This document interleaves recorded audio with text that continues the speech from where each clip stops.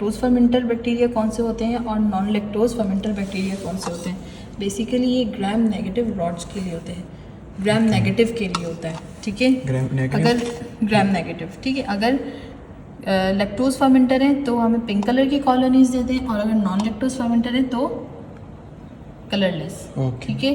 अब non lactose में कौन से बैक्टीरिया आ जाते हैं या लैक्टोज फर्मेंटर में कौन से बैक्टीरिया आ जाते हैं वो आपको पता होगा, ठीक है।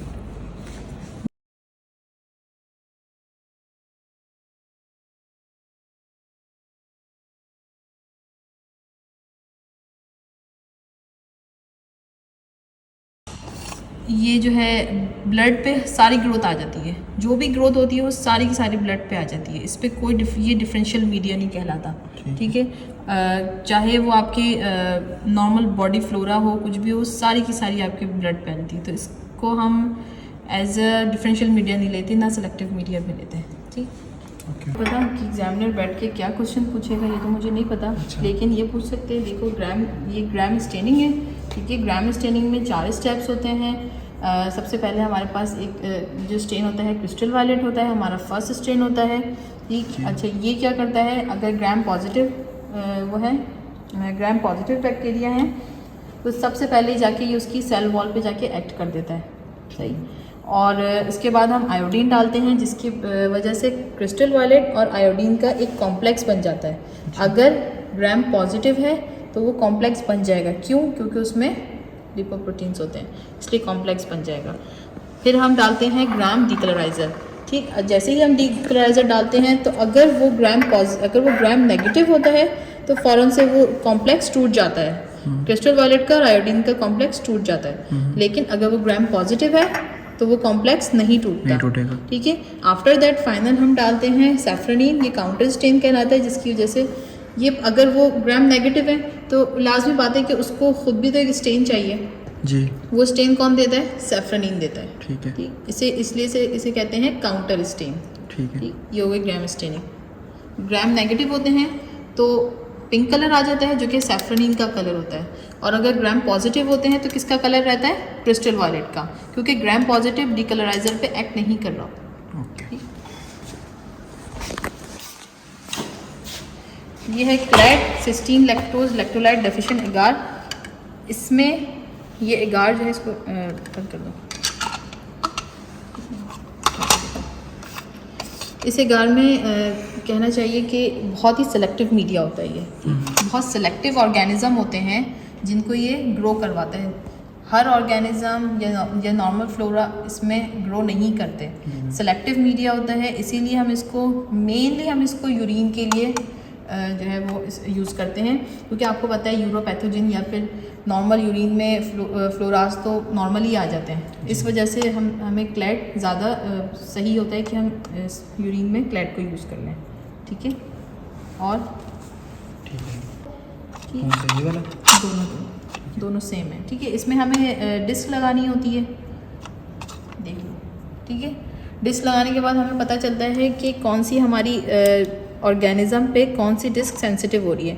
अब देखो ये नाइट्रोफेरेंटोइन है, इसका मोस्टली होता है 14 तक होता है, 15 तक होता है इसका जोन, ठीक है। जोन हम यहाँ से यहाँ तक एक स्केल से मिलीमीटर में काउंट करते हैं इसको, ठीक है, मेजर करते हैं। इससे हमें पता चलता है कि ये सेंसिटिव है या रेजिस्टेंट है। अब ये क्या है, ये बना रही है 14-15 तक बना रही है जोन नाइट्रोफेरेंटोइन, तो ये क्या है? सेंसिटिव है, ठीक। अच्छा, इस पे आ जाओ, CFM पे आ जाओ, सेफिक्सिम पे आ जाओ। ये क्या है? कोई जोन नहीं बन रहा, क्या है? रेजिस्टेंट है, ठीक। ऐसे इसको देखो, FEP सेफीपाइम को देखो, कोई कितना कम जोन है, इसका भी अच्छा खासा जोन होता है। ये देखो कितना कम जोन है इसका, ठीक है, ये भी रेजिस्टेंट है। ऐसे इसको देखो, TZP को देखो, इसका जोन होता है 21-22 तक, काफ़ी बड़ा जोन बनता है। अगर सेंसिटिव होता है तो इतना बड़ा जोन बनता है इसका, ठीक। तो ये भी क्या है? रेजिस्टेंट है, ओके, सही है। अच्छा, अब इसमें भी आ जाओ, इसमें भी देख लो। अच्छा, ये पॉजिटिव की है, ये देखो लेंजोलेट कितना बड़ा जोन बना रही है, ठीक है। जेंटामाइसिन को देखो, ये सब सेंसिटिव है। नेम भी मैम पूछ सकते हैं अगर तुम लोगों को पढ़ाया है तो पूछ सकते हैं, ठीक है, वो मुझे नहीं पता, ठीक है। और ये SXT देखो, इसका कोई जोन नहीं बन रहा, और ये सिप्रो का देखो कितना, इसका जोन सिप्रो का भी अच्छा खासा बड़ा जोन होता है, इस पर कोई जोन बन रहा है? नहीं बन रहा। पेनिसिलिन का देखो कोई जोन नहीं बन रहा, हल्का सा जोन बना है लेकिन अच्छा खासा बड़ा इसका भी होता है ग्राम पॉजिटिव में।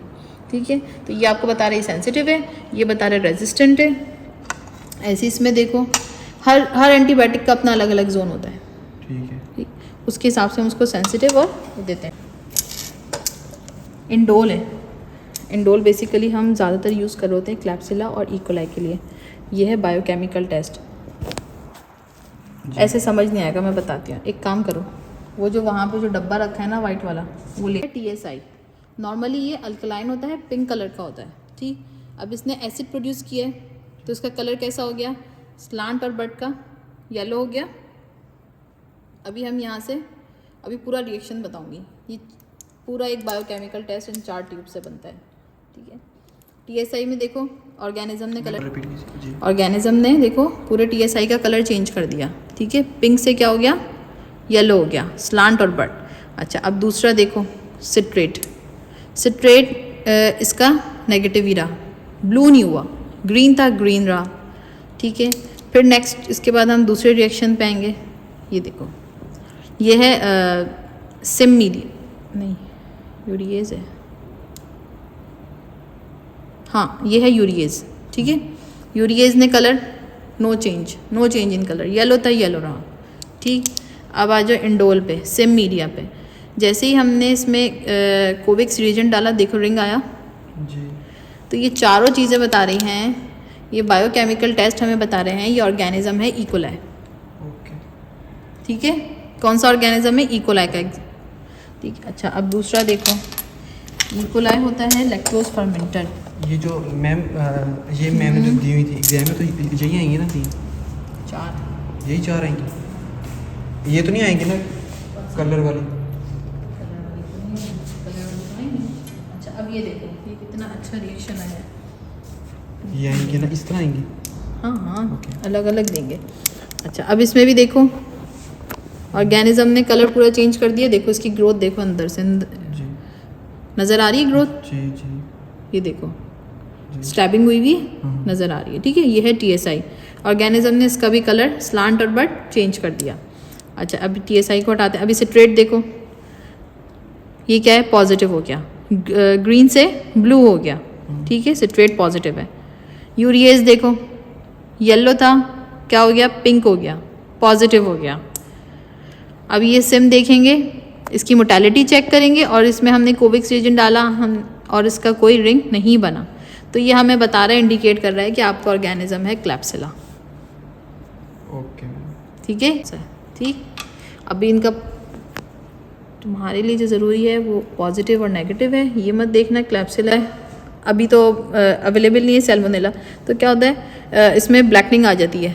ठीक है, स्लांट जो इसका जो स्लांट होता है वो एसिड अल्कलाइन रहता है, रेड रहता है, और बट जो होता है वो येलो हो जाता है और इसके अंदर H2S गैस की प्रोडक्शन हो जाती है, ब्लैकनिंग हो जाती है।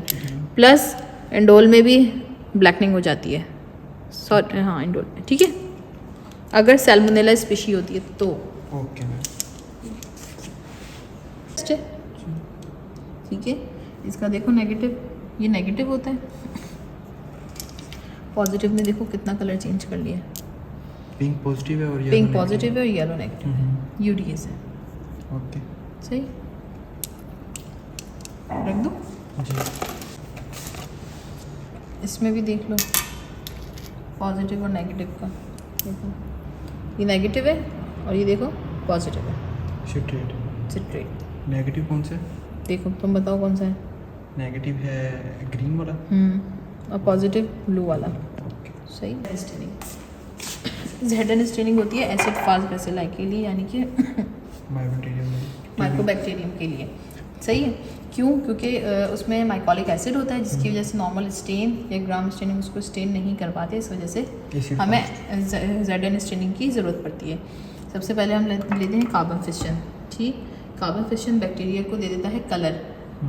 बैक्टीरिया अच्छा फ़ौरन तो कलर नहीं लेता, इसको कार्बन फिशन डालने के बाद हमें उसे हीट फिक्स करना पड़ता है। हीट थोड़े से फ्यूम्स, जब तक के फ्यूम्स उसमें से नहीं आ जाते हम उसे हीट फिक्स करते रहते हैं ताकि स्टेन बैक्टीरिया के जो वॉल है उसके अंदर एब्जॉर्ब हो जाए, ठीक। और बैक्टीरिया कलर ले ले, तो बेसिकली जो बैक्टीरिया कलर लेता है वो कार्बन क्रिस्टल का लेता है। फिर हम डालते हैं ZN डीकलराइज़र, ताकि जितने भी आर्टिफैक्ट्स हैं या जितने भी बैकग्राउंड की चीज़ें हैं वो सारी वॉश आउट हो जाए डीकलराइज़र से, ठीक। आफ्टर दैट हम डालते हैं मिथाइलिन ब्लू, क्योंकि हमें एक बैकग्राउंड की ज़रूरत है ताकि हमें एसिड फास्ट विजुलाइज हो सके हमारे माइक्रोस्कोप के अंदर।